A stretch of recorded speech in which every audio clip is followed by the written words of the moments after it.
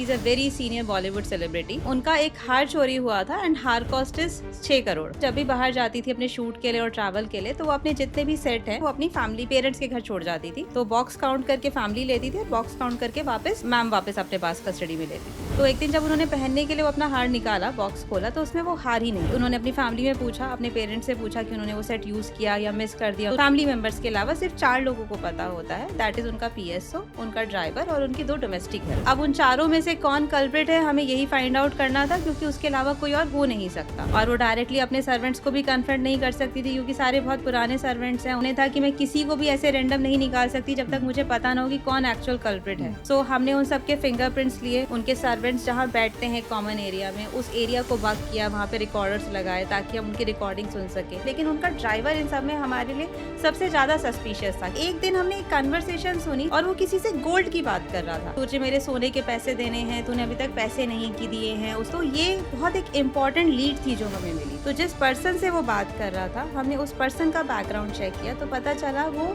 चोरी का भी गोल्ड लेता है और वो चोरी के गोल्ड को भी मार्केट में बेचता है। और फिर उसे इंटरोगेट किया, स्ट्रिक्टली पूछा गया, तब उसने क्लियर किया कि हाँ वो सेट उसने चुराया था। और वो सेट क्योंकि बहुत एक्सपेंसिव है, जिसमें डायमंड्स भी हैं, रूबी भी है, तो वो अभी तक बिक नहीं पाया है। तो फिर हमने वो सेट रिकवर करके मैम को दिया and she was very thankful कि हमने फाइनली उनके नेक्सस को ब्रेक किया।